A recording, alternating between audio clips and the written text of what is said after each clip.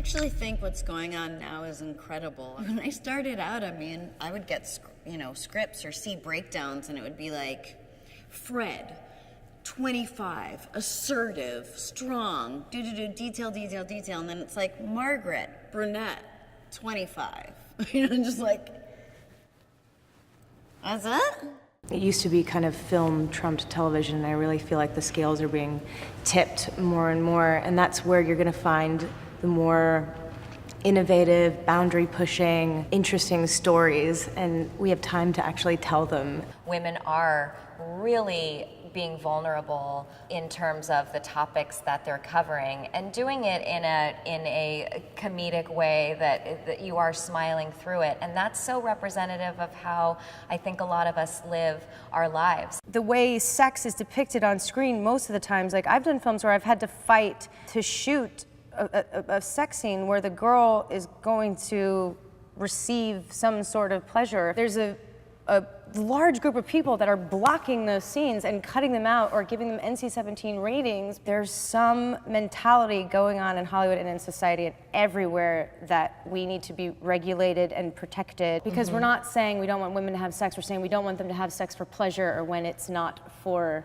somebody else. Like, we don't want women to have sex for them, but we want them to put on a show for everybody else. So much of what doesn't get on TV is because of this small group of people's that are like, no, they can't handle that. They can't handle that. Just advertisers? I mean, they don't want to alienate the advertisers who don't want to alienate anybody. Right, that's because money. if they alienate anybody, exactly, they're losing money. And I mean, I find that really confusing, because I do think that putting sex on TV that looks like the sex that I recognize and that I actually have, probably, you're not allowed to show that on Standards and Practices. You're not allowed to. You're a disgusting pig. Right, exactly. But I think, and I'm not talking about super out there stuff. I'm talking about a feminine expression of sexuality. Right. I don't think there's room for it. It almost feels like there's some like weird dad telling us what normality is for how we feel, and we're like, that's not real. What are you talking about? On our show, what I love about our show is that because Issa is who she is, the men are the ones who get like naked more. Like totally, yes. It's a lot of back shots of Jay Ellis. Sorry, or maybe not sorry. I don't know. But like a lot of the guys, like when we do like love scenes, it's like shot from their perspective, or and they're trying to protect the women as much as possible, and because we make it a point to have female like DPs and directors and sound technicians and camera operators, when you have a closed set, you look around, you're like, oh, I feel really protected. And for the first time, like the guys are like, there's a lot of women staring at me. Really? Well, your show is such a good example of a show that is an excellent representation of how women today think. It's not always in the most glowing light, and she creates this character, and it grabs you in a way that you have to stick with this character, and then accept that people go through the highs and lows of their life and move with them through that, just like we would do with a man. Absolutely.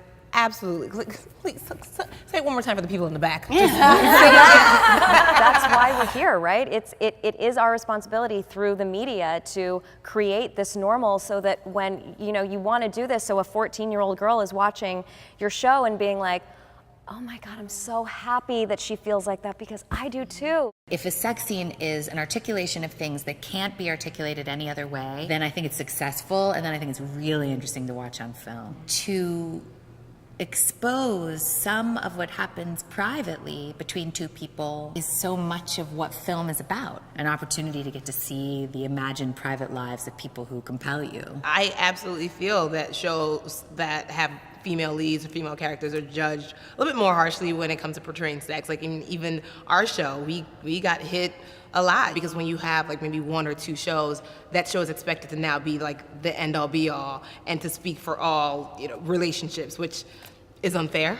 And like we're not going to cover it because there's 8 billion people on Earth. When I started out in comedy, looking back, I can't believe I accepted this, but it was just, if you are a woman, you can only be a real comedian if the jokes you tell could be handed over to a male comic and he could tell the jokes. But if it's only about being a woman, then you're not a real comedian. it was an interesting lesson to learn over many years of like, oh wait, my experience is valid. I am a comedian, and I can talk about my own personal experience. I remember the first time watching What's Love Got to Do with It.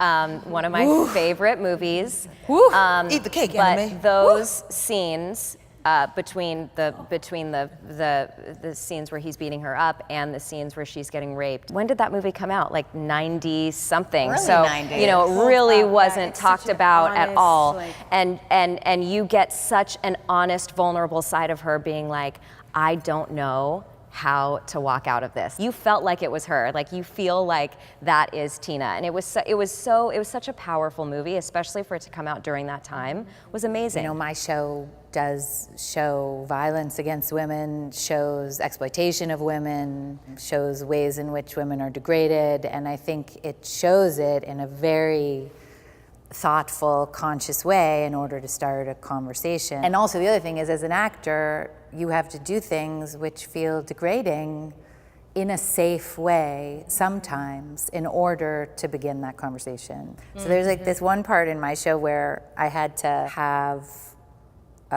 potato soup squirted on my face with a turkey baster to look like cum. That's funny.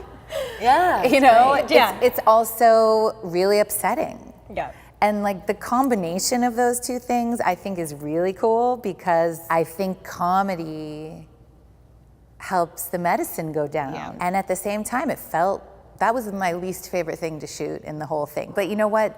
That began a conversation about things that I think are very important. And I did it in a really safe way, and I said, okay, I'll do that. I feel like context is everything, and the same thing with violence against women on screen. If it's, I mean, I was watching Beetlejuice the other day. I love Beetlejuice, and then the second Gina Davis meets him, the joke is that he keeps groping her against her will, and she literally just goes, just bats him away and laughs it off, and they just keep going. I'm like, that right there is way more damaging than seeing a rape scene, because the rape scene, at least you see the pain. Like, I've been raped, and I can laugh at a rape joke if it's a good joke. Yeah. It's gotta be 100%. a good joke, and it's gotta be in the right context, otherwise it's just bad. But you're absolutely right with the subtle conditioning. It's like, it's the little things that people say or people do in shows. Like those little ebbs, and like they're glossed over for the sake of comedy, but then it's like, no, you're conditioning. And the little girl may be watching, or a little boy may be watching, and it's like, oh, it's okay to like pass over this girl because no one listens to her anyway. Yeah. And so now I have a learning. I mean, like, I was a sociologist, so like everything is learned. It's racism, sexism, it's learned behavior. No 2-year-old is like, I'm gonna hit you and demean you because that's just what I know to do. It's like, I had to see this somewhere. I had to learn this somewhere. I had to know that this is some way, somehow acceptable. And that 2-year-old goes up to be a 45-year-old in a position of power. I felt really safe making Westworld. They make sure that that's a priority on that set, and they also have a no tolerance policy for any women being spoken to in a way that objectifies them or demeans them in any way. I'm sure harmless, good people still sometimes can't separate the fact that that is a costume and that this is not somebody that is there for your enjoyment that you can just suddenly make comments about because they're pretending to be a thing. One of the things our show is about is sexual exploitation. And so we have to show that, but we have to show it in a way that also shows our audience that we're talking about something bigger. Can we, as an audience, take looking at something that is exploitative so that we can ultimately have a conversation about something way more interesting and important? Yeah, I hope so, you know.